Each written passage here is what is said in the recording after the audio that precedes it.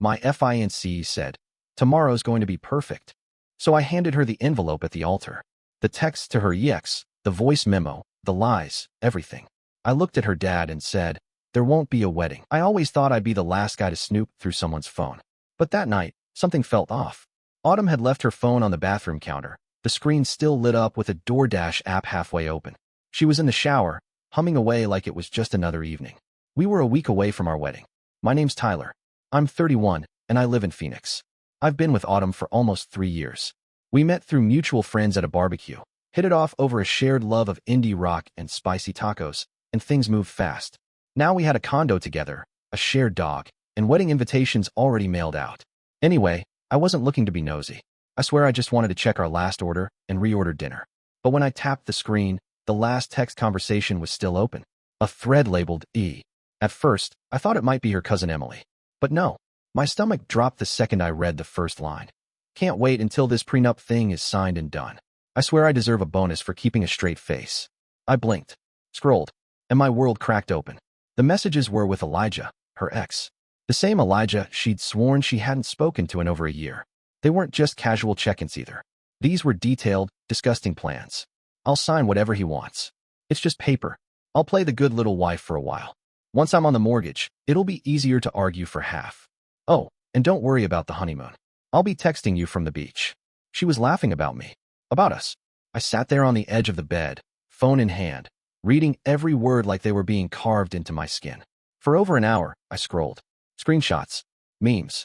A voice memo where she joked about milking this dumb golden retriever energy for all it's worth. She wasn't marrying me. She was playing me. When the water shut off, I had maybe 30 seconds before she stepped back into the bedroom. I put the phone down, face down, and set it exactly where I'd found it. I forced a smile. "Hey babe," she said, towel wrapped around her. "You decide on food?" Yeah, I lied. Figured we'd go with Thai.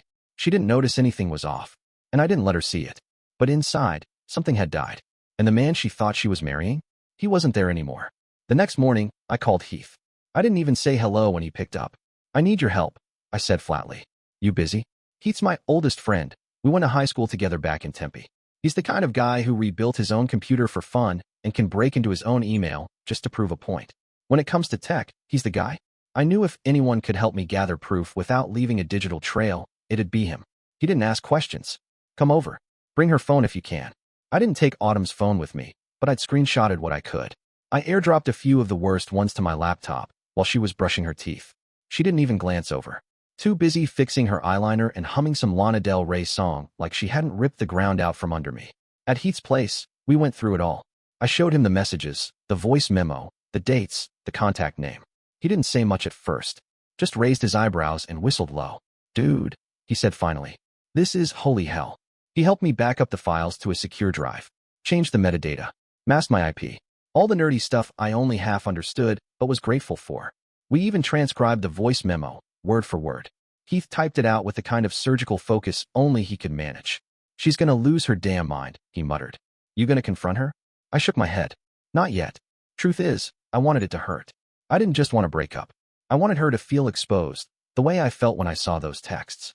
After we finished, I went back home like nothing had happened. Autumn was curled up on the couch in leggings and one of my old sweatshirts, scrolling through Pinterest. "Hey," she smiled. "Did you remember to confirm the DJ?" "Yup," I said, tossing my keys in the bowl. "All set." That became the rhythm of the next few days. She talked about centerpiece colors. I talked about RSVPs. She kissed me goodnight. I stared at the ceiling, replaying every message in my mind. I couldn't stop picturing her with Elijah, laughing, plotting, planning a future built on lies. I met with my lawyer quietly to revise the prenup. Then I started mapping out how much money I'd already spent and what I could still pull back without raising suspicion. The catering deposit was non-refundable. The venue too. But the honeymoon flights? I had options. Every time she lit up talking about the wedding, I nodded, smiled, played the role. But inside, I was sharpening the knife. My moment was coming, and she wouldn't see it until it was far too late. By the time the rehearsal dinner rolled around, I had mastered the art of pretending. I smiled for photos, shook hands with Autumn's cousins, laughed at jokes I didn't even hear. But inside, I was hollow. The restaurant was a rustic, overpriced place Autumn's mom had picked. Exposed beams, Edison bulbs, everyone drinking wine like we were in some rom-com. I sat at the head table next to Autumn, watching everyone toast to a future that didn't exist. Her dad, Thomas, stood up just before dessert. Fork tapped on his glass. I just want to say how proud I am of my daughter, he said, eyes a little glassy from his third glass of Cabernet, and how lucky she is to be marrying a man like Tyler. Steady, loyal, hardworking, he sniffled. You've been like a son to us. I stared down at my plate, heart thudding. A son. That word hit harder than I expected. I took a sip of water to hide the bitterness in my throat. Everyone clapped. Autumn leaned in and kissed my cheek. You okay? She whispered. Yeah, I said, nodding. Just taking it all in. After the toast, we mingled. Autumn floated around the room like she was already the bride, hugging relatives, snapping selfies with her bridesmaids, giggling about God knows what. I stayed close to her, like a good fiancé. Made sure to laugh at the right times. I didn't want to tip her off. Not yet. At one point, she pulled me aside to the corner of the patio, string lights glowing above us. I can't believe we're getting married tomorrow, she said, wrapping her arms around my waist. You ready for our big night? I forced a smile. Can't wait. She bit her lip, leaned up to kiss me, and just as she pulled away, her phone buzzed on the table behind her. I glanced at the screen. Elijah. She didn't notice. Or maybe she thought I hadn't. I felt something burn in my chest, but I kept my face calm. Steady. Just like her dad said. I didn't even flinch. Probably my cousin, she said, picking it up. She tucked it away without looking at it, turning back to me. You've been quiet tonight. Nervous? Just tired, I lied. Long day. She nodded and rubbed my arm. Tomorrow's going to be perfect. I nodded too, but not for the reasons she thought. As the dinner wrapped up and people trickled out into the parking lot, I shook hands, hugged strangers, smiled for photos I'd never want to look at again. In my pocket, the drive with all the evidence sat warm against my thigh. Tomorrow was coming, and Autumn had no idea what was waiting for her at the end of that aisle. I spent the night before the wedding at Heath's place. I told Autumn I wanted to honor the no peeking before the wedding tradition. She loved the idea, said it made things feel extra romantic. The truth was, I needed space. I couldn't sleep next to her, not with everything I knew. That morning, Heath handed me coffee and gave me a look. You sure you want to go through with it today? I nodded. She earned this. He didn't push back. Just sipped his drink and opened his laptop, double-checking the files we'd prepared. The screenshots, the voice memo transcript, the metadata. All of it. He even printed out hard copies and sealed them in a big white envelope. On the front, in simple black ink, it read, For Autumn. She's not going to see this coming, Heath muttered. That's the point. Around 10, my phone started buzzing. Autumn. Autumn. Hey, where are you? Everyone's asking. Autumn. Everything okay? Autumn. You better not be hungover, LOL. I typed back. All good. On my way. Can't wait to see you. Every word tasted like ash. I arrived at the venue around 11. It was beautiful, not that I really cared. White roses lined the walkway. Tall drapes flowed in the warm breeze. Everything was pristine. And fake. The groomsmen were already there, goofing off near the dressing room. Matt, my best man, clapped me on the back. Big day, man. You ready? As I'll ever be, I said with a smile. They didn't know. None of them did. I hadn't told anyone else what was coming. I wanted them to be just as stunned as everyone else. The truth needed to hit like a brick through glass. Inside, I changed into my tux, straightened the tie, and stared at myself in the mirror. My face didn't look like mine. I looked too calm, too composed for what I was about to do. But that's what I wanted, for her to never see it coming. While the others laughed and made dumb wedding jokes, I stepped aside to text my cousin, Ben, our officiant. He knew the plan. He didn't like it, but he agreed to help once he saw the evidence. Me, you've got the envelope? Ben, yeah. Still can't believe you're doing this. Me, I can. As noon approached, I stood near the altar, watching the seats fill. Her family. My family. Everyone smiling, laughing, completely unaware. The calm before the storm. I wasn't the groom anymore. I was the fuse. The soft hum of string music floated through the air as the guests settled into their seats. It was one of those late spring afternoons where everything felt like a photo, warm sun, blue sky, not a cloud in sight. People kept coming up to me, shaking my hand, saying how lucky I was. I smiled, nodded, said all the right things. I wasn't nervous. I wasn't even angry anymore. I just felt cold, like I was watching it all from behind a glass wall. The white chairs were filled now. Her side outnumbered mine, but that wasn't surprising. Autumn had always been the social one. She lived for being the center of attention. All her high school friends were here, dolled up like it was a magazine shoot. Her mom was already dabbing her eyes with a tissue, sniffling into her drink. Then I saw him. Elijah. He slipped into the third row on the left, wearing a smug little smile and a tailored suit that probably cost more than my mortgage payment. He looked right at me. Didn't nod. Didn't flinch. Just stared. My jaw clenched, but I didn't break. If anything, seeing him here made everything feel more real. He had the audacity to show up. Good. He'd get a front row seat to the fallout.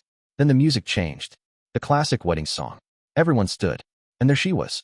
Autumn walked down the aisle in a lace-drenched gown, her arm linked with her father's, a soft glow on her face, like she was walking on air. She looked up at me with that sweet, polished smile, the same one I used to love. Now it made my skin crawl. As she approached, her eyes scanned my face. I kept it neutral, controlled, but something in her expression shifted. She tilted her head just slightly, like she could sense something was off but couldn't put her finger on it. She reached the altar. Her father gave her hand to mine. I took it, held it gently. Her skin was warm. Mine was ice. Ready? She whispered. I smiled. More than ever. My cousin Ben, the officiant, stepped forward. He cleared his throat and began the usual speech. Love, trust, commitment, all the recycled lines. Autumn leaned in a little, beaming up at him. Then he paused, reached into his suit jacket, and pulled out the envelope. Autumn blinked. What's that? Ben looked at me. I gave a small nod. He handed it to her, and everything went quiet. Autumn looked at the envelope like it didn't belong in her hands. She glanced around, gave a nervous little laugh. What is this? She asked, loud enough for the front row to hear. Ben didn't say a word, just stepped back. I took a step forward, my voice calm. It's for you.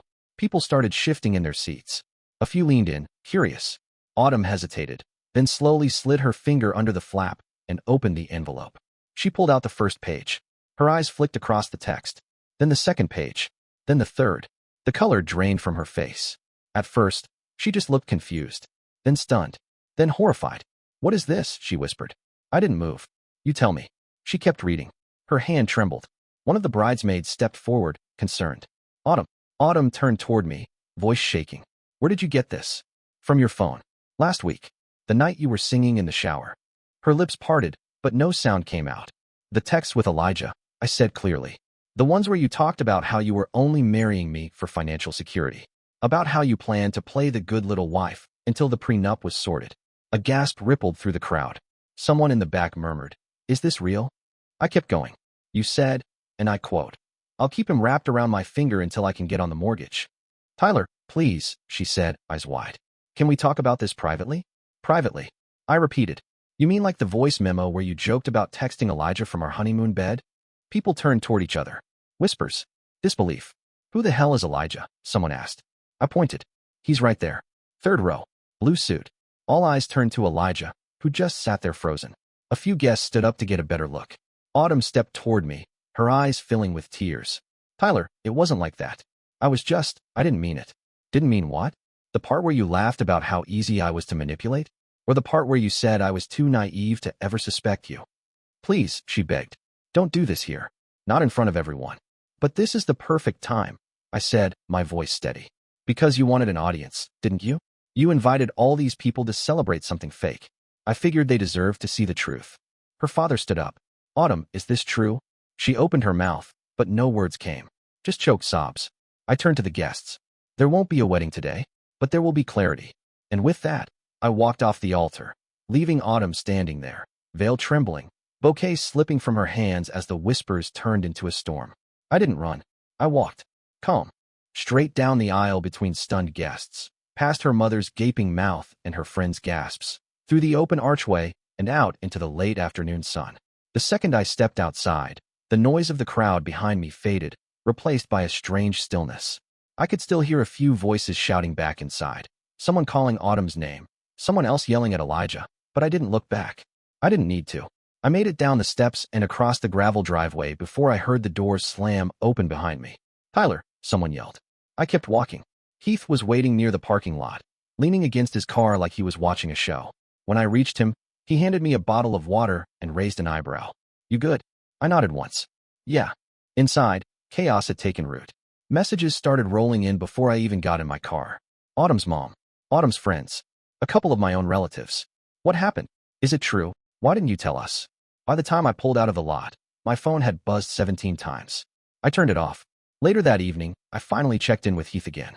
He'd gone home and was already uploading the files anonymously to a shared link, screenshots, transcripts, the voice memo. I didn't want to destroy Autumn's life, but I wasn't going to protect the lie she built either. If anyone asked for proof, I wanted it to be ready. I posted it in a couple group chats, Heath said. Her friends are talking. Someone leaked the memo already. Good, I said. The fallout came quick. Autumn tried to control the damage, but it was like trying to plug a dozen leaks with bare hands. People were talking. A lot of her friends stopped replying to her. Some started sharing the screenshots in private messages. A few even sent me messages of support. But the real fire started when her sister Bonnie, who had been suspicious of Autumn for months, decided she wasn't going to stay quiet. She posted a long note on Facebook that night, called Autumn out by name, talked about how she'd seen messages on Autumn's iPad months ago, said she'd tried to warn their parents but was told to stop causing drama. She didn't hold back. She's been playing Tyler for a long time, Bonnie wrote. And I'm done pretending like I didn't know. I should have said something sooner. I didn't comment, didn't reply, just read it and sat in the silence of my living room, staring out the window with a whiskey in my hand. I lost money. Thousands, probably. Non-refundable venue deposits. Catering. Custom tux. But I didn't care. I gained something way more valuable. Clarity. Autumn's perfect image had cracked. And the truth, the full, unfiltered, ugly truth, was out there. I didn't need revenge. I just needed freedom. And now I had it. The days after the wedding, were strangely quiet. I thought there'd be more noise, more fallout, more shouting matches and phone calls. But it was like the storm had blown through and left nothing but debris. My family showed up first. My mom, my younger cousin, even my uncle. They didn't ask questions. They just showed up with a six-pack and quiet support. You did what had to be done, my mom said, sitting across from me at the kitchen table, her hands folded. It's going to take time to stop shaking, but that doesn't mean you were wrong. I nodded. I didn't say much. There wasn't much left to say. Autumn, though, she didn't go quiet. Not for a second. Blocked on her number, she started using others. Different area codes, random email addresses. I'd get 2 or 3 long-winded messages a day. You didn't give me a chance to explain. You humiliated me. Why would you do that in front of everyone? We could have fixed this if you just talked to me. No apology. No ownership. Just spin. I blocked each one. Then she started messaging Heath. He sent me screenshots of her begging for a copy of whatever I thought I had, claiming it was taken out of context. She said I had twisted the truth.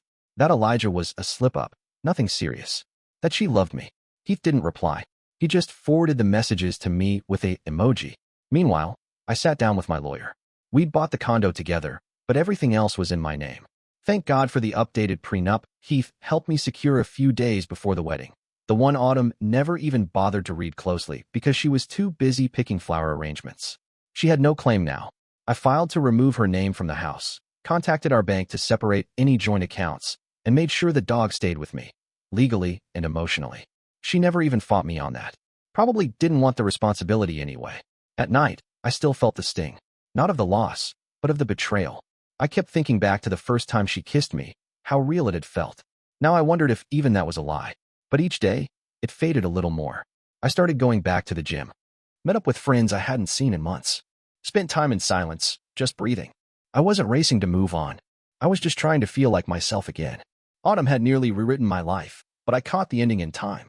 I chose to write my own instead. And for the first time in a long while, the future felt mine again.